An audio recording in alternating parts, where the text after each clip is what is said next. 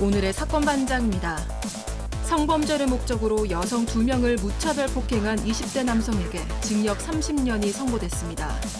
검찰이 항소한 가운데 피해 여성은 극심한 정신적 고통을 겪고 있는 걸로 전해졌습니다. 짜장면과 짬뽕을 배달받은 손님이 면이 누락됐다고 항의하며 환불 요청을 했다는 제보가 들어왔습니다. 알고 보니 면이 들어있는 봉지를 보지 못한 손님의 실수로 벌어진 일이었습니다. 뾰로로 안녕하십니까. 자, 오늘 그냥 여기 틀어도 저기 틀어도 다 정치 얘기만. 예? 하지만 정치 청정구역. 자, 사건 반장 진실 추적자 사건 반장 시작합니다. 가을이 왔나 싶었는데 벌써 겨울의 시작이라는 입동입니다.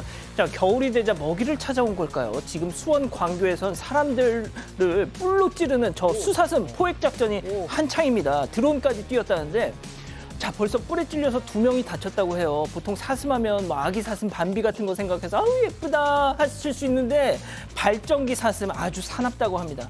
딱 만나면 무조건 도망가라고 전문가들이 얘기하더군요. 자, 오늘 출연자 소개해 올리죠. 예, 백다희 아나운서, 양지열 변호사, 오윤성 순천향대 교수, 박지훈 변호사 나오셨습니다. 안녕하세요. 안녕하세요. 예, 대구 범어 하이마트에서 일하는 사방가족입니다 하신 김미환님. 자, 지난 3일 오후 3시쯤 서울 등촌동에서 강아지랑 산책 중에 갑자기 저렇게 손가락욕 날리면서 욕설을 해대던 배달원 너 사반에 박제할 거야 하신 김재형님. 자, 속초에서 원주로 가는 시외버스인데요. 아무리 사람이 없어도 발을 저렇게 올리면 안 되죠. 너 종 내려 하신 신승민님. 자, 경남 함양 상림공원의 문화관광 해설사 김영환님 덕분에 좋은 구경하고 갑니다 하시는 박향진님. 자, 올해 71세가 됐을 충남 논산의 대건중학교 동창 신용근을 찾습니다 하신 임규수님. 자, 황지완님, 이정환님 모두 사랑합니다. 자, 재미는 물론 의리로 함께하는 아세사반 뉴스 750 대한민국과 전 세계 동포 가족 여러분의 시선을 모아서 출발합니다.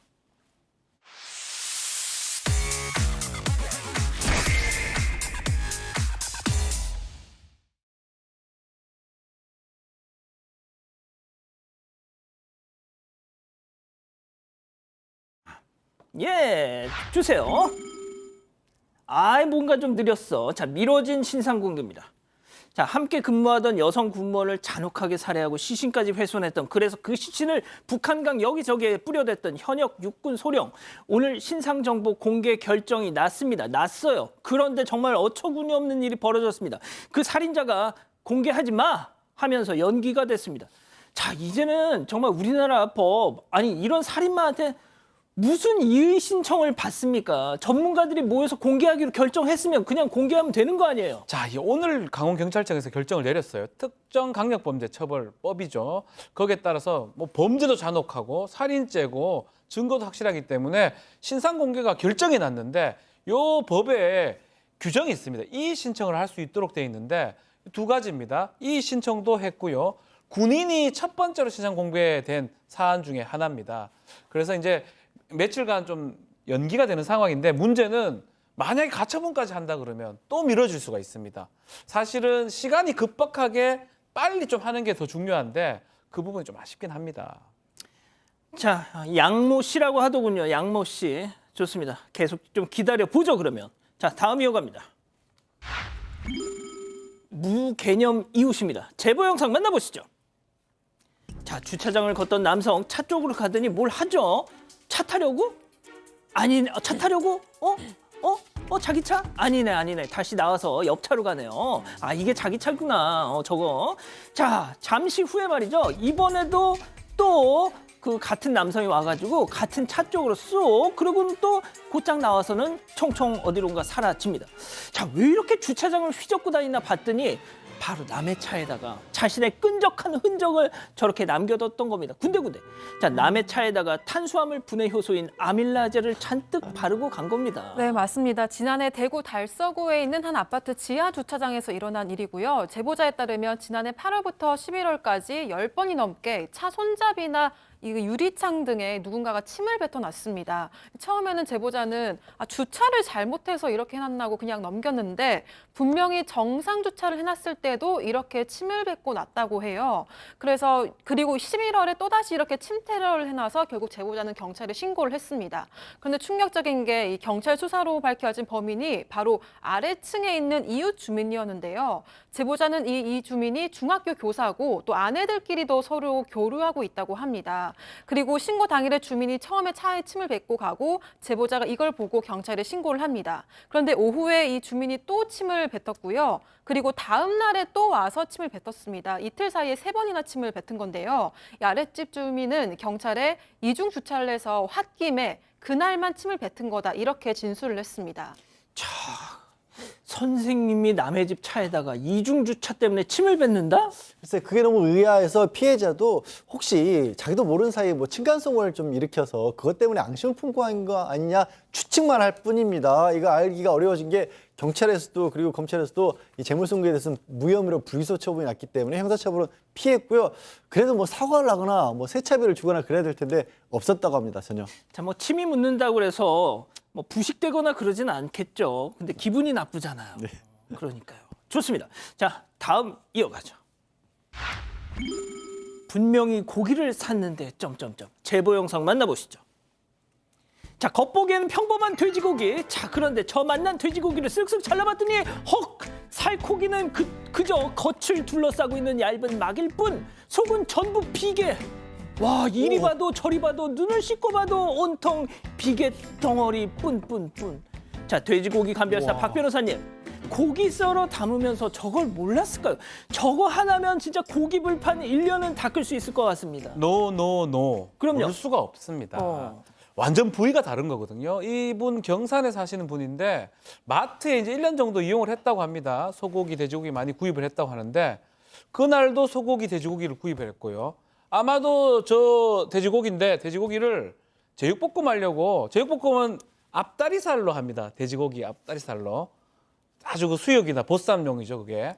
근데 잠깐만요, 집에 박 와서 변호사님. 예. 지금 약간 입맛 제가 고기 얘기만 하면 제가 심이 돌아가지고 세일 기간이고 이래서 좀 구입을 했는데 집에 와서 제육볶음을 요리하는데 깜짝 놀란 거예요. 좀 저거거든요. 저게 앞다리입니까? 저게 어디 앞다리입니까? 배 부분. 그 뒤에 다 비계잖아요. 깜짝 놀라서 전화를 했대요. 전화하니까 미안합니다. 근데 세일 기간이라서 혹시 저런 거 일부러 준 거 아니냐 이런 생각을 좀 했고 세일. 실수라고 하면 절대 안 돼요. 비계하고 앞다리하고는 천지 차이거든요. 어디 앞다리 살짝 스쳤잖아요. 그래서 이거 너무 이상하다. 대충 넣은 거 아니냐. 실수 맞나? 저거 봐요. 저거 비계 저거. 고기 닦는 거예요. 저거. 기름 닦는 거. 그래서 제보했다고 합니다. 아, 정말 충격적인 사진이네요. 좋습니다. 다음 이어가죠. 아, 신입사원의 소고기 사랑입니다. 자, 우리 가족 여러분들의 집단지성의 판단을 받아보고 싶으시다면서 제보해 주신 사연 함께 들어보시죠. 안녕하세요. 저는 소고기 타령만 하는 후배 때문에 고민인 30대 여성입니다. 저는 직장에서 팀장을 맡고 있어요. 밑으로 9명 팀원이 있는데요. 고맙게도 리더십이 좋다는 평가를 받고 있고 저도 더 좋은 팀장이 되려고 노력하고 있습니다. 팀원들이 원할 때마다 가볍게 회식을 하고 있는데요. 공식적으로 정해지지 않은 회식이라면 보통은 좀 제가 금액에 상관없이 통 크게 쏘는 편입니다. 물론 공식적이어도 제가 사비를 좀 더 보태서 더 좋은 식당을 찾고 있는데요. 그러다 보니 회식할 때마다 많게는 30만 원까지도 쏩니다. 그런데 문제는 신입사원이 들어오고 나선데요. 신입사원이 회식 장소를 찾는데 전부 프리미엄 소고기집을 가지고 오는 거예요. 그래도 거절할 수가 없어서 결국 그 소고기집에 갔습니다. 그런데 예상보다 지출이 너무 커져서 마음에 좀 걸렸어요. 그런데 신입사원이 그 후에도 매번 이렇게 프리미엄 소고기집만 회식 장소로 고르는 겁니다. 한 번은 제가 팀원들이 더 배부르게 먹으면 좋을 것 같으니까 단가가 좀 낮은 곳으로 찾아보자 이렇게 돌려서 이야기를 했거든요. 그런데도 역시나 또 소고기집이었습니다. 정말 소고기집만 고집하는 후배가 괜히 원망스러워질 정도인데요. 어떻게 하면 좋을까요? 아, 그렇군요. 자, 기다리셨던 부처 핸즈업탐 유튜브 JTBC 뉴스 채널 사건반장 독립 채널에서 8천여 분의 우리 가족 여러분들 함께하고 계신데요. 채팅창에 OX로 참여해보시죠. 오늘 자대결로 준비했습니다. 먼저 그 신입사원한테 말하자는 자입니다. 야, 백다혜, 너 팀장이야, 팀장. 너 법카 나오잖아. 그런 거 하라고 법카 준 거야, 회사에서. 그리고 팀장 일을 하다 보면 당연히 네 돈 쓰고 하는 거지. 그거 좀 부담된다고. 어? 흥부 부대찌개 이런 데 가자고 하면 너 팀원들 앞에서 말빨 안 선다, 얘. 그거 진짜 소탐대실이야. 얘 성현들이 곳간에서 인심 난다는 말을 괜히 만들었겠니? 동그라미. 이야, 자, 좋습니다. 다음은 신입사원한테 말하자는 자입니다. 야, 백다혜, 팀장이 아니라 사장이어도 어쩌다 한 번이지. 어떻게 회식 때마다 한우 프리미엄 식당을 가? 걔 누군지 몰라도 진짜 눈치 없다. 너도 그 신입이랑 똑같은 월급쟁이야. 네 돈 쓰면서 회사 일 왜 하니? 내가 시키는 대로 해. 연말 송년회는 명륜 대감갈비 간다고, X. 자, 박 변호사님. 자, 이건 아마도 의사소통의 전 문제로 보거든요. 단가를 낮춰라 했는데 소고기는 거의 다 좋아해요. 뭐 많은 사람들이 소고기 싫어하는 사람 잘 없거든요. 그래서 아마 이분도 이 후배도 아마 그렇게 생각한 것 같고 9명이나 팀원이 있기 때문에 이거는 사실은 정확하게 얘기해야 됩니다. 저는 이렇게 합니다. 보쌈 먹으러 가자. 보쌈? 대짜. 이렇게 정확하게. 수육 딱 정확히 정해. 수육 이런 거 많지만 사실은 돈이 크게 안 들어요. 아까 그 앞다리살 같은 거. 앞다리살 수육. 그렇게 정해고 하는 게 오히려 근데 그렇게 한번 해봐도 아마 제 생각에 이 신입사원 이 사람 막 크게 나쁘게 반응하지 않을 거예요. 아마 몰라서 이런 거로 생각이 들거든요. 그러니까 정확하게 오늘은 라면이나 먹을까? 그래도 돼요. 못 돼요. 자, 오 교수님. 예. 일단 그 팀장이라는 분이 지침을 명확하게 안 주신 것 같아요. 그거는 이제 뭐 명확하게 이제 이번에는 소고기였는데 이제 다음번에는 좀 많이 먹기 위해서 돼지고기로 하자. 아까 비계살 많은 그거 말고요. 그래서 명쾌하게 어떤 지침을 주셔야 오해가 없을 수가 있고 그리고 이제 신입 사원도 제가 보니까 눈치가 좀 없는 것 같아요. 예, 그거 뭐 계속적으로 그렇게 프리미엄까지 먹을 정도가 되면 그래서 혹시 다음에 신입 사원이 팀장 되시면 꼭 프리미엄 소고기를 갖다 사주시기 바랍니다. 그러니까요. 자, 양 변호사님. 이 백다혜 아나운서가 저번에 양 변호사님한테 저 회 좋아해요. 회. 뭐 그랬잖아요. 되게 난감해 하시던데. 제가 언제 난감했어요. 아직 못 갔기 때문에 언제가 꼭 사드릴게요. 그 정도는 살 수 있어요. 저는 백다혜 아나운서한테. 근데 저 정도면요. 저 후배에 저는 약간 염치가 없는 것 같아요. 눈치로 얘기할 상황은 아닌 것 같습니다. 왜냐하면 아무리 뭐 자기 뭐 경제 사정이 어쩌고 저쩌고 할지라도 이 팀장이 개인적으로 이 사는 그런 회식이라는 걸 알 수 있을 거예요. 그것도 모른다면 사회생활하는데 배려가 너무 없는 거예요. 저거는 이 후배의 앞길을 위해서라도 너 그런 식으로 하는 건 아니다라고 얘기를 해줘야 합니다. 그게 정말로 뭐 진짜 자기 고기만 생각한다거나 아니면 뭐 팀장이 뭐 돈이 많겠지 이런 식으로 생각하는 거면 너무 이기적인 거예요. 저 정도면. 아니 소고기 비싼 거 누가 몰라요. 사회생활 다 알지. 야, 그렇죠. 자, 백다혜 아나운서 소수 의견. 그러니까 저는 제가 팀장이면은 신입사원한테 이야기는 그렇게 대놓고 안 할 것 같아요. 그냥 좀 자연스럽게 내가 최근에 어떤 돼지고기 집을 가봤는데 너무 맛있더라. 여기도 가보자 하면서 좀 조금씩 자연스럽게 좀 메뉴를 다양하게 할 것 같은데 저는 개인적으로 이 신입이 잘못했다기보다는 전 신입은 이럴 수 있다고 생각을 하거든요. 근데 나머지 팀원 있잖아요. 8명. 이 사람들이 좀 그 문제인 것 같아요. 이 사람들이 좀 자연스럽게 좀 메뉴도 바꾸고 팀장이 돈을 덜 쓰게 해야 될 것 같은데 너무 신이 따라서 가는 게 아닌가 그게 좀 잘못 같습니다. 알고 보면 부추견도가 아닐까 혹시? 그럴 수도 혹시?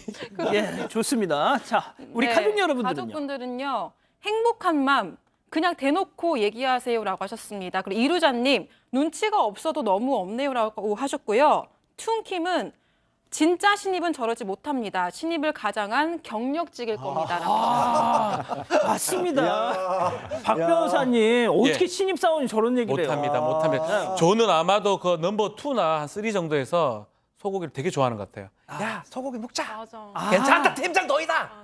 그렇구나. 이제 제대로 얘기하십시오. 자, 좋습니다. 4번 제보 메일과 카톡 제보 채널에서는 많은 사연 제보 기다리고 있습니다. 미국 휴스턴 사시는 이지연님 보고 계시죠?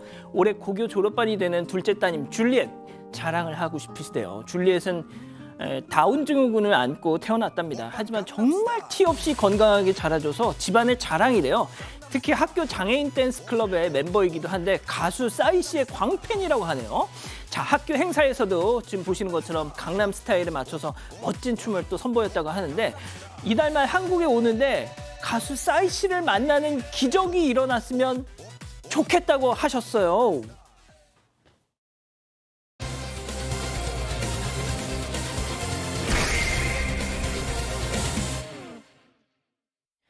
늦은 새벽 한 여성이 비틀거리며 골목을 걷습니다. 그리고 그 뒤로 한 남성이 의자에 앉아서 여성을 빤히 쳐다보는데요.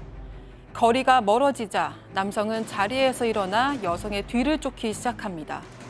이내 그 거리는 점점 좁혀졌고 여성 뒤에 바짝 붙는데요.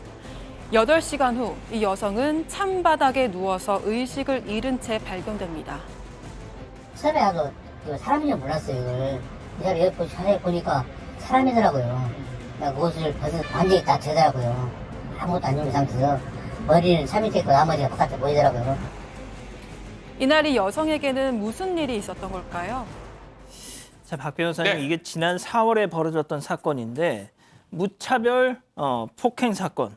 일단 정리부터 좀 해주시죠. 맞습니다. 지난 4월 10일 새벽 4시입니다. 전주 인근 대학교에서 있었던 일인데요. 대학가 근처에 20대 여성이 길을 가고 있었는데 20대 남성, 일면식도 없는 사람입니다. 갑자기 쫓아가서 무차별 폭행을 한 다음에 여성의 속옷하고 휴대전화를 빼앗아서 도주를 했습니다. 문제는 이 여성 의식을 잃고 쓰러졌는데요. 이 나체, 옷이 벗겨진 상태로 주차된 차 밑에서 있다가 8시간 방치가 됐습니다. 그 후 12시 30분에 행인이 발견을 해서 병원으로 옮겨져서 천만다행히로 생명에 지장은 없었는데 이 피해 여성을 목격한 행인이 경찰에 신고를 했고요. 가해 남성 8시간 만에 자택에서 긴급 체포된 사건입니다. 자, 근데 저자가 불과 저 범행 30분 전에 또 다른 범죄를 저질렀던 거죠. 네, 맞습니다. 새벽 3시 30분쯤에 약 1km 떨어진 공원 인근에서 또 다른 여성을 폭행을 한 겁니다. 이 모습도 CCTV에 고스란히 담겨 있는데요. 영상을 보면서 설명을 드리겠습니다. 네, 보여주시죠. 네, 여성이 큰 대로변을 걷고 있는데요. 그리고 그 뒤로 이 남성이 전화하는 척하면서 빠르게 따라붙고 있습니다. 이후 속도를 내더니 여성 뒤를 그대로 덮치는데요. 다른 각도에서 찍힌 모습도 보겠습니다. 남성이 여성의 후두부를 가격하는 모습이 또렷하게 찍혀 있습니다. 이후 남성은 골목으로 도망을 쳐버립니다. 그리고 몇 분 뒤에 남성은 다시 현장으로 돌아와서 무언가를 찾는 듯이 지금 도망치고 있는 모습이고요. 네, 그리고 현장에 다시 돌아온 모습입니다. 네, 그리고 무언가를 찾는 듯이 좀 두리번거리는 모습을 확인할 수 있습니다. 자, 피해 여성은 곧장 자리에서 이제 일어나서 현장에서 빠져나오고 경찰에 신고를 했습니다. 자, 1차 피해 범죄 그 피해자 여성도 역시 병원으로 옮겨서 치료를 받았는데, 자, 그러니까 2명의 여성을 노렸던 무차별 무동기 범죄였습니다. 자, 그런데 지난주에 1심 판결이 나왔더라고요. 네, 징역 30년 선고를 했습니다. 일단 결과는 그랬고요. 이 남성 자기가 술을 마신 상태였고 성범죄를 의도한 것이라고 그렇게 얘기를 했습니다. 그러니까 혐의가 이 살인하고 강간 미수 혐의가 적용이 됐고요. 첫 번째 그렇게 장시간 쓰러졌던 여성에 대해서는 재판부에서는 사실상 이건 살인이나 마찬가지다. 이 추운 날씨에 이 차가운 시멘트 바닥에 오랫동안 방치돼 있었기 때문에 사실 이 사망할 수도 있었는데 오로지 피해자가 정말 천만다행히 이걸 견뎌냈기 때문에 살아난 것이다라고 했고요. 또 아까 본 것처럼 2번이나 같은 행동을 반복을 했지 않습니까? 그래서 검찰에서는 사실 무기징역을 구형을 했는데 재판부에서는 어쨌든 살인에 준하는 행위지만 실제로 살인 사건은 아니었기 때문에 징역 30년 선고를 했습니다. 자, 일단 검찰은 무기징역을 구형했는데 재판부는 피해자가 목숨을 보전한 건 이 피고인이 선의를 베풀어서가 아니라 피해자가 그 혹한의 상황을 견뎌냈기 때문에 산 것이다. 그래서 이게 살인 사건이 아니게 됐다. 겨우겨우 피해자 덕분에 그렇게 얘기를 하면서도 무기징역을 구형한 검찰의 의견은 배제하고 징역 30년형을 내렸습니다. 자, 검찰은 징역 30년 당연히 납득하지 않았습니다. 바로 이 이유 때문이었습니다. 체크포인트 짚어보죠. 자, 9년 전에 무슨 일이 있었던 겁니까? 이 가해 남성은 이미 9년 전에도 동종 범죄로 실형까지 선고를 받고 복역한 그런 그 경험을 갖고 있습니다. 9년 전이니까 2015년 5월 달에 당시 가해 남성의 나이가 19살이었습니다. 그래서 이제 비슷하게 이 새벽 시간대에 버스 정류장에 혼자 있는 사람을 무차별로 폭행을 하고 또 며칠 간격으로 여러 차례 폭행을 갖다 저질렀죠. 즉 다시 말해서 이 범죄를 한두 건 저지른 것이 아닙니다. 특히 70대 노인을 상대로 폭행을 하기도 했는데요. 이 폭행 이유는 술 마시고 가는 길에 어깨를 부딪혀서 기분이 나쁘다라고 하는 대단히 이상한 그 이유를 들어가지고 그 무릎을 꿇어 앉혀놓고 그 노인을 폭행을 해서 당시 노인이 내가 이러다가 죽을 수도 있겠다라고 하는 그런 그 상태까지 갔다는 거죠. 그래서 이 가해 남성은 강도 및 강간상해 혐의로 징역 7년을 선고받고 복역을 하고 난 이후에 2022년에 출소가 됐는데요. 당시 신상공개 명령을 받아가지고 신상정보 등록 대상에 올랐는데 그러나 이제 그 전자발찌는 착용을 하지 않았다라고 합니다. 자, 진짜 우리나라 이 정말 법이 정말 어처구니가 없는 게 말이죠. 이런 인간에 대해서도 지금 저희가 남성이라고 표현하고 있습니다. 왜? 이름도 몰라요. 성도 몰라. 다른 어떤 언론 보도를 찾아봐도 A씨라고 표현하고요. 세상에 이게 말이 됩니까, 양 변호사님? 그러게요. 이 정도가 되면 사실 아까 재판부에서도 살인에 준할 정도로까지 무거운 범죄라고 1심이었지만 판결을 하지 않았습니까? 그런데도 전혀 알 수가 없는 상황이고 사실 검찰에서 무기징역을 구형할 만했던 사정이 있었던 거죠. 7년을 복역을 하고 나서 바로 또 이런 범죄를 저질렀을 뿐더러 굉장히 범행 이후의 태도가 뻔뻔했습니다. 이 집에 돌아가서는 범죄를 저지르고는 집에 들어서 인터넷 방송 보고 있었다라고 하고 바로 구속은 되지 않았던 모양이에요. 본심이 확실치 않았기 때문에 수사기관에서 조사를 받고 집에 돌아간 이후에는 혹시 내 사건이 기사화가 됐는지 그걸 검색해 봤다고 하고 그리고 피해자를 폭행한 이후에 이 촬영했던 정황도 또 나왔다고 합니다. 게다가 지금 입고 있는 저 옷 있죠? 저건 또 버려서 또 본명을 감추려고 했던 그런 사유까지 있었다. 그러니까 검찰이 보기에는 뭐 하나 참작해 줄 만한 사유가 하나도 없었다라는 겁니다. 그래서 30년이 나왔지만은 이건 더 무겁게 처벌해야 된다라고 해서 항소를 했다고 합니다. 저런 자식들 얼굴 가려줘. 이름 공개 안 해. 자, 오 교수님. 자, 얘가 말이죠. 30년을 꽉 채워서 살고 나온다고 해도 기껏해야 50대 초반, 40대 후반 감형 받아가지고 나오면 말이죠. 한창 팔팔할 때 아닙니까? 자, 그리고 이런 자식들 전자발찌 채워가지고 내보내면 영화 무도실무관 혹시 보셨나요? 네, 봤습니다. 법무부의 무도실무관들이 일일이 그 전자발찌 배터리가 제대로 차 있나 충전이 됐나 혹시 조금이라도 그 위치에서 벗어나면 전화해서 지금 무슨 일이십니까? 이 짓을 또 계속 해줘야 됩니다. 이게 말이 된다고 생각하십니까? 글쎄요. 지금 이제 이 검찰의 판단이 옳을 것인지 아니면은 1심의 판단이 옳을 것인지는 시간이 좀 지나 보면은 그것이 밝혀지겠습니다만은 지금 이제 피해자 같은 경우는 지금 극심한 어떤 그 2차 피해, 즉 다시 말해서 심리적인 불안정에 지금 시달리고 있는 그런 상황이고요. 일상생활이 불가능할 정도라고 합니다. 그런데 이제 가해자 측 변호인의 입장에서는 이 사람이 범행에 대해서 반성하고 있고 앞으로는 저지르지 않겠다. 살인의 고의가 없는 것을 좀 고려해달라. 그리고 앞으로 씻을 수 없는 상처를 갖다가 드린 데 대해서 죄송하다. 이렇게 입에 발린 소리를 갖다가 이 당사자가 하고 있긴 있습니다만 제가 봤을 때는 이 사람은 참 크게 변하지 않거든요. 특히 우리는 뭘 보고 우리가 그걸 알 수 있냐면 9년 전 사건과 비교를 해봤을 때 이미 죄를 갖다 받고 나왔잖아요. 근데 또 똑같은 그런 행위를 한다면 아까 우리 앵커께서 말씀하신 대로 50대 정도 되면은 글쎄요. 과연 고쳐지겠습니까? 저는 개인적으로 상당히 쉽지 않다라고 봅니다. 자, 박 변호사님 네. 마지막으로요. 진짜 신상 공개해야 그게 됩니다. 사실은 무기징역 다 좋고 다 그래요. 근데 저 사람한테 가장 가혹하던 표현은 제대로 된 처벌이 뭘까요? 얼굴 공개입니다. 이름 공개만 해버리면 그나마 재범도 막을 가능성이 매우 높고요. 그런 부분이 있는 거거든요. 아마 검찰이 그런 것 때문에 무기징역까지 한 것 같은데 어쨌든 간에 좀 신상정보 공개 결국 계속 반복해서 범죄를 저지르잖아요. 똑같은 범죄. 처음에 공개됐으면 했겠습니까? 그 생각이 듭니다. 자, 저런 놈을 갖다가 지금 저희가 지금 가해자, 남성, A씨, 성도 몰라 지금. 자, 첫 번째 사건 정리하고요. 두 번째 사건 이어갑니다.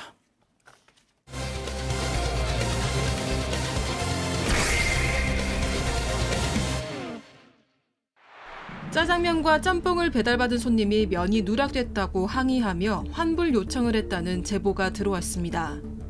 알고 보니 면이 들어있는 봉지를 보지 못한 손님의 실수로 벌어진 일이었습니다. 무슨 일이 있었던 건지 알아봅니다.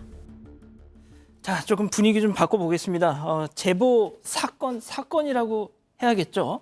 네, 제보자는 인천에서 중국집을 운영을 하고 있고요. 지난 3일 오후 6시 반쯤에 이 배달 주문이 들어왔습니다. 짜장면과 짬뽕 배달이었는데요.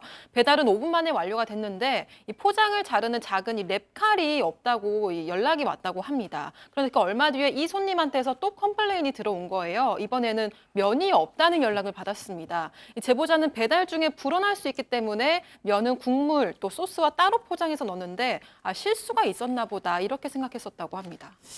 자, 중국집 또 이게 중국 맞아요. 너무 예, 좋아합니다. 감별사 면 요리 너무 좋아하고 몇 년 드셨습니까? 지금 한 40 몇 년째, 50년째 먹고 있는데 그렇습니다. 유아 때부터 먹어가지고요. 짜장면이든 짬뽕이든 면이 없다는 건 상상을 하고 싶지 않아요. 용납이 안 됩니다. 짜장이죠. 그는 짬이고 그럼 면이 없으면 안 되는 거거든요. 그러네요. 면이- 면이 없으면 그냥 짜장이네요. 짜장 상상을 하고 싶지 않고 그냥 그냥 춘장입니다. 먹고 싶지가 않아요. 네. 짬뽕 그냥 나물 볶음 같은 느낌이 듭니다. 국물에 면이 있어야 돼. 그거 딱 들었을 때 머리 있어야지 먹을 수 있는데 요거 면을 따로 이제 줬는데 이 주문할 때 면 한 3분의 1만 해달라 이렇게 얘기를 했고 직원이 아마 정확하게 그 체크를 하면서 면이 불 수 있으니까 국물하고 면하고 요리하고 면하고 따로 줬던 것 같습니다. 근데 없으니까 나중에 막 뭐라 하고 이래서 다시 주겠다 환불 요청하고 이런 걸 하니까 배달기사가 음식을 다시 이제 해소하러 갔는데 해소하러 왔습니다라고 하니까 손님이 이런 태도가 나왔어요. 왜 사장이 안 왔냐? 에? 직접 와서 사과를 해라. 면 없는 게 말이 되냐? 해소하기 전에 환불을 먼저 해야 된다라고 얘기를 했다고 하고요. 그래서 이 과정에서 배달기사가 물어봅니다. 이거 지금 면하고 국물 따로 포장은 맞냐? 직원한테 물어보니까 가게에는 맞아요. 면 넣었는데요. 라고 확인을 받았다고 합니다. 면을 넣었는데 네. 정작 저걸 받은 손님은 면이 없다. 없다 그러고요. 자, 아무튼 이렇게 고객센터를 통해서 손님과 옥신각신하는 것도 뭐 사장님들 정말 진 빠져 하시잖아요. 이 제보자 사장님도 네네 그럼 일단 환불해 주세요라고 배달 앱 고객센터에 전달을 했답니다. 자, 그런데 그냥 이대로 넘어가기엔 뭔가 좀 억울하셨대. 네, 얘기해 주신 대로 제보자는 고객센터에 일단 실수일 수 있으니까 일단 손님이 원하는 대로 환불을 해달라고 얘기를 하고 CCTV를 확인을 했습니다. 해당 손님 음식을 포장할 당시 CCTV 영상이 있는데요. 함께 보겠습니다. 보여주시죠. 네, 가게 직원이 짜장면 소스를 포장해서 이 선반 위에 올려놓는 모습이고요. 저게 짜장면 소스입니다. 네, 이게 잠시 후에 다른 직원이 짬뽕을 포장하고 짜장면 소스까지 넣어서 이렇게 다시 올려두고 있죠. 이게 해당 손님에게 배달됐던 봉투인데요. 마지막으로 주방에서 따로 삶은 면이 이렇게 면입니다. 저게 남겨져 나오고 있습니다. 이게 직원이 면 봉지를 묶어서 봉투에 담고 꼭꼭 묶어 놓습니다. 그리고 배달 기사가 이렇게 봉투를 그대로 가져가는데요. 그러니까 이 면을 분명히 넣었다는 직원의 말이 맞았던 겁니다. 이 사장은 고객센터 상담사를 통해서 다시 연락을 하려고 했지만 그 사이에 환불 처리가 되어 있었다고 하고요. 이미 환불된 건 환불된 거고 또 이제 손님과의 오해를 풀어야겠다 싶어서 고객센터에 직접 손님과 통화하고 싶다 이렇게 얘기를 하고 연락처를 남겨뒀다고 합니다.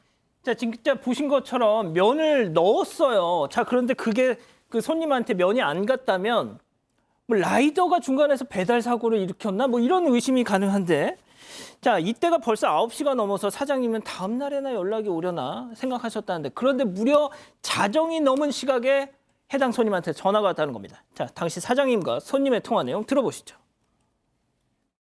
면 넣는 거를 CCTV에서 확인하셨다고요? 네네. 저희가 다 확인했습니다. 그럼 제가 면을 먹었나요? 밀봉돼 있는 상태의 음식이 면이 혼자 사라져요? 기사님한테는 면이 있는데 국물 안에 면이 없어서 기분이 나빠서 못 드셨다고 그랬다고 하더라고요. 아니에요. 면 그냥 그대로 보여드렸다고요. 근데 왜 기사님한테는 못 주신다고 그런 거예요? 아니 환불이 먼저고 회수가 나중이죠. 회수를 해야지 환불이 되는 거예요. 그럼 결론적으로 그냥 딱이에요. 보세요. 제가 그래서 면을 넣었나 안 넣었나. 영상 제가 보내드릴게요. 자, 양 변호사님. 아니, 도대체 우리가 이 시간에 이걸 왜 이렇게 진지하게 얘기를 할까? 이제 왜 그러냐면 사장님은 속상했던 거예요. 이게 직원이 실수한 것도 아닌데 실수한 것처럼 됐고 직원도 속상했고 또 그거 환불해 주려고 회사로 간 계산한테도 아니 저거 이제 얘기는 그런 겁니다.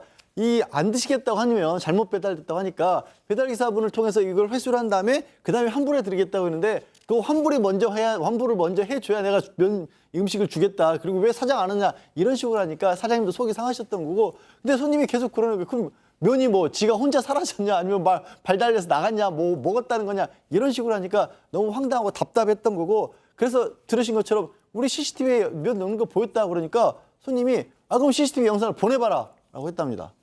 야, 참. 저희도 보고 여러분들, 우리 가족 여러분들도 보셨던 그 CCTV 영상을 면이 안 왔다고 계속 주장하는 손님한테 결국엔 까톡으로 보내셨대요. 자, 영상을 확인한 손님. 어머, 면 넣었네. 착각해서 죄송해요. 바로 사장님한테 사과를 했을까요? 체크포인트 짚어보죠. 그 가게는 매직인가? 자, 사장님 얘기 들어보시죠. 면이 없는데 면을 넣었다고 하니까 자기 눈에는 안 보이는데 매직으로 넣나 막 약간 이런 식으로 얘기를 한 것 같아요. 제가 핑계댄다고 생각을 했을 수도 있어요. 그냥. 자기랑 생각이 틀리니까 계속 영상에 나온다고 하는데 그거를 왜 못 보는지 보고서도 모른 척 하는 건지 저는 그래서 그냥 진짜 음식 환불받고 싶어서 그랬나 그런 생각도 했었거든요. 근데 그렇게 하기에는 금액도 작고 이해할 수가 없어요. 그건. 그 면이 착한 사람 눈에만 보이는 뭐 마법의 면 뭐 이런 거였을까요? 글쎄요, 이제 중국집 면봉지 실종 사건이라고 제가 볼 수 있는데 사실 이제 사장님 같은 경우는 이제 주문한 픽업 시간, 그 배달기사 픽업 시간까지 전부 다 알려드렸고 그리고 이제 짜장면 짬뽕을 배달 주문했던 그 손님은 그 해당되는 손님밖에 없다라고 주문 내역까지 다 보여드렸다는 거죠. 그래서 영상을 보시면은 면이 나오는 장면, 포장해서 먹는 장면 이걸 또 다 타임라인으로 알려줬는데 참 이게 짜장면 팔기 참 힘드신데요. 그러니까요. 근데 이제 손님이 아니 그런데 면을 봉투에 넣는 장면이 없지 않냐. 그러면 이걸 갖다가 영상을 뭐 무슨 영상 판독 연구소 같은 데 보내서 판별을 할까. 그래서 신고하겠다 이렇게 얘기했다는 거예요. 그러니까 이제 이 사장님이 아니 저게 다 있는데 없대니까 정말 답답하니까 면이 정말 안 보이느냐라고 하니까 오히려 아니 무슨 그 가게는 매직인가? 그러니까 비아냥거린 거죠. 그리고 뜬금없이 하는 얘기가 제가 신조하나는 이유하고 핑계를 구분하는 것이다 라는 메시지를 보냈다는 거예요. 그거는 뭐냐면 아마 이 사장님이 핑계를 대고 있다라고 판단한 것 같은데 그래서 사장님이 면을 따로 포장을 했다면서 면 봉투에 넣는 영상 보이지 않아요 이렇게 하니까 아무리 봐도 없다라고 하는 이 대화가 40분 동안 도돌이표 같이 이어졌다라고 하는데 정말 피곤한 상황입니다. 박 변호사님, 오늘 이 시간부로 저의 신조는 이유와 핑계를 구분하는 겁니다. 저는 사실은 진짜 뭐 명언입니다. 면이 중요합니다. 예. 절실함이 부족해요. 짬뽕이 왔잖아요. 예. 면이 없잖아요. 어. 밥을 넣어 먹으면 되는 거예요. 그리고 정말 면이 필요하면 이건 짬뽕 밥이잖아요. 그래도 그 짬뽕 맛은 똑같잖아요. 그 절실함이 없는 거예요. 정말 면이 필요하면 정말 눈여겨보면 찾을 수 있는 건데 어쨌든 지금 문제가 좀 생겼습니다. 손님이 봉투가 없다 뭐 이런 짓 자꾸 얘기를 했는데 우리 가게 사장님이 로고하고 이런 글씨가 없는 봉투를 하니까 아마 사진 좀 찍어달라고 보내달라고 사장님이 그 요청을 했던 걸로 보입니다. 그래서 나중에 봉투를 찾았다면서 사진을 보냈는데 그때 깜짝 놀랐습니다. 어떤? 면 있잖아요. 절실하게 찾아야지. 면이 그렇게 좋으면 저 면 아닙니까? 라고 질문을 했고요. 두 봉지나 떡하니 누가 봐도 면입니다. 완전 면, 너무 면이 있었고 아이고 현관 앞에 있었네요. 사과할 수밖에 없는 상황이네요. 라고 했고 계좌번호 보내주세요. 라고 했다고 합니다. 제가 왜 이런 말씀 자꾸 드리냐면 면가지고 뭐 계속 말하기 뭐한데 절실하게 면이 필요했으면 찾아집니다.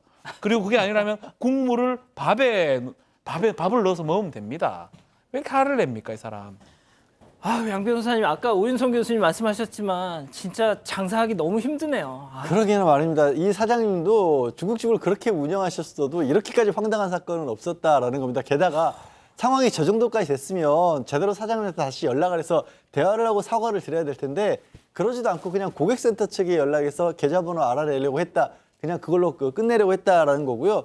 또 그 순간에 무슨 또 억하심정인지 이 면 없이 배달이 왔다라고 이 별점을 또 테러를 해놓으셨다는 거예요. 아우. 근데 또 그건 삭제를 안 했답니다, 아직까지. 세상에. 아, 이 참 사업하시는 분들 너무 힘든 고생하십니다. 네. 오 교수님 마지막으로 따끔하게 한 말씀만. 에이, 경솔하게 행동을 해서 남한테 피해를 주지 마시고 잘못했다라고 하면 숨지 마시고 바로 사과하고 끝내세요. 맞습니다. 자, 두 번째 사건 마무리하고요. 사건 연구소 이어갑니다.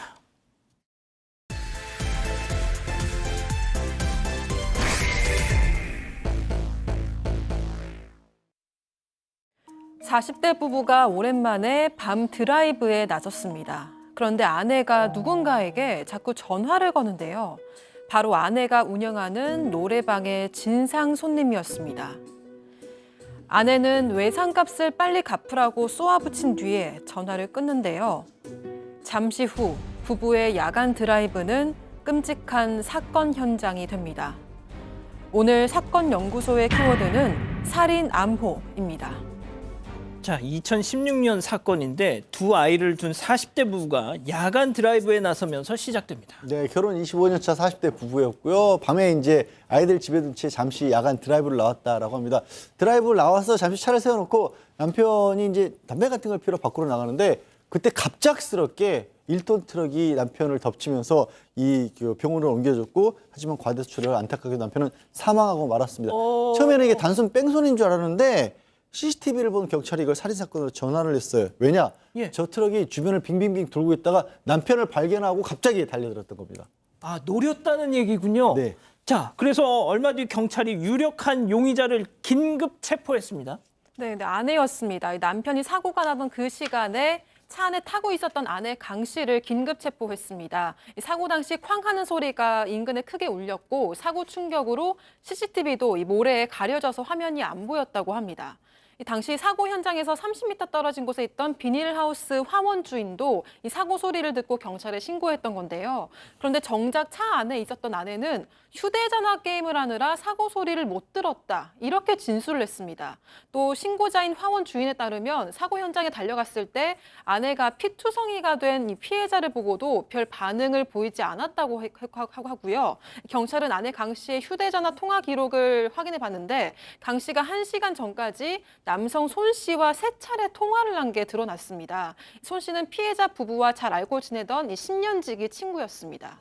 자, 오 교수님 뭐 딱 냄새가 나네요. 네, 대충 이제 견적이 나오는 그런 사항인데요. 이제 게임 하느라고 소리를 못 들었다. 그리고 이제 그 사항에 대해서 여성이 별로 이렇게 슬퍼하는 기색이 없다.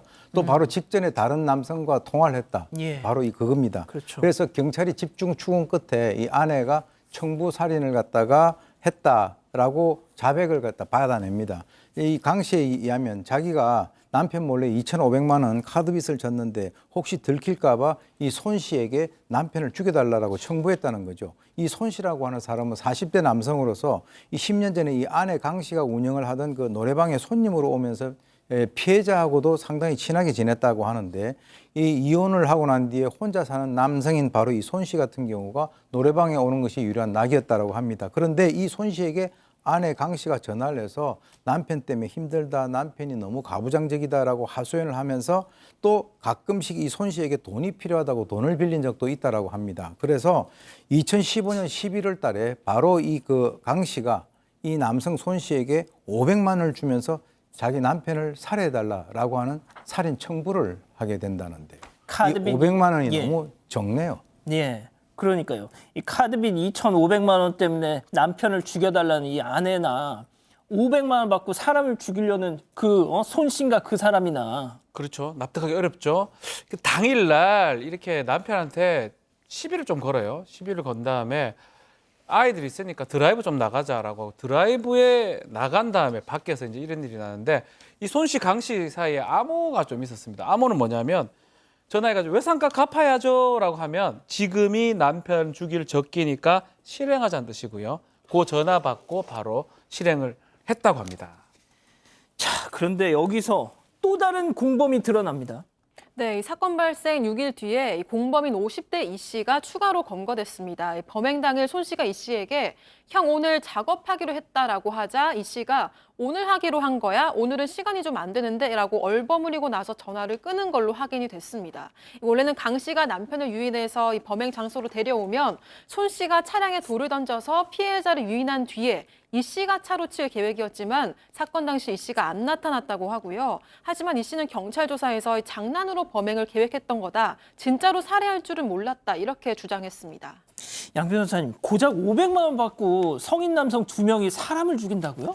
믿어지지가 않죠. 경찰도 믿질 않아서 다시 수사를 했습니다. 알고 봤더니 아내에게 한 10년 동안에 남편 명의로 가입한 보험이 생명보험, 손해보험 합해서 10개가 넘었던 겁니다. 그리고 보험금은 16억 원가량에 달했던 거고, 이 아내, 이 남편이 죽으면 보험금을 나눠 갖자라고 제안을 했던 거예요. 그러니까 저런 흉측한 짓을 저질렀던 것이고, 결국 아내는 살인교사로 징역 27년, 그리고 실행 경고했던 손 씨는 살인죄로 징역 22년을 선고받았습니다. 자, 교수님, 이 아내 강 씨 사망한 남편과 25년 차 부부, 더군다나 2아이가 있었답니다. 25년을 한 이불을 덮고 살았던 남편을 도대체 무슨 억하심정으로 이렇게 청부 살인까지 하면서 죽여야 했을까요? 그러니까 25년이라고 하는 이 기간은 뭐 남들이 봤을 때는 25년의 시간을 우리가 생각을 하지만 사실은 그 헛살은 거죠. 이 여성의 입장에서는 어떻게 보면은 이 남편이 돈이 된다라고 하면 그 남편의 목숨을 담보로 해서 살해하고 그 보험금을 타서 호의호식하고 또 새로운 인생을 살아보려고 하는 그런 어떤 심리가 있는데, 제가 볼 때는요, 이 손해보험을 자기가 가입을 하고 수혜자를 배우자로 하는 사람들이 진정으로 보험을 드는 사람이지, 자기 배우자의 이름으로 들어놓고 그 수혜자를 자기로 하는 거, 이거는 좀 경계를 해야 될 부분이 아닌가라는 생각이 듭니다. 자, 양 변호사님, 정말 이거 좀 너무 그냥 이 내막을 아니까 너무 그냥 허탈한 사건이에요, 그냥. 굉장히 허무해지고 도대체 사람이 무엇인가라는 생각까지 들게 만들고, 결국 돈에 눈이 멀었을 경우에 어떤 일까지 극단적으로 저지를 수 있느냐라는 것을 보여준 사례였던 거죠. 그래서 이제 이런 보험 가입할 때도 교수님 말씀하셨던 것처럼 이 보험 명의자 같은 경우에 자기가 반드시 그런 어떤 보험이 가입됐다는 걸 통지해 주도록까지 좀 보험제도를 엄격하게 운영하고 있습니다, 최근에는. 그렇군요. 알겠습니다. 사건연구소 이렇게 정리하고요. 잠시 전한 말씀 듣고 오겠습니다. 압력줄을 없앤 새로운 압력 제어 시스템으로 소음은 사라지고 압력은 더 강해지다. 기대 그 이상의 기술. 쿠쿠 마스터 셰프 사일런스. 화장실 자주 가시네요? 갔다 와도 자꾸 마렵네. 형 그거 질환이에요. 질환? 진짜? 시작하세요. 카레토 포텐. 독일에서 개발된 생약 성분 함유. 야뇨, 잔뇨, 빈뇨엔 밤 1위 카레토 포텐. 약이나 다르죠? 밤에도 안 깨요.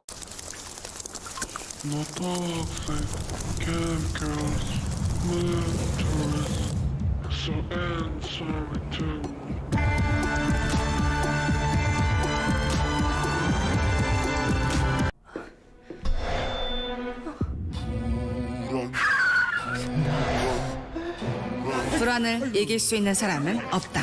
하지만 약은 있다.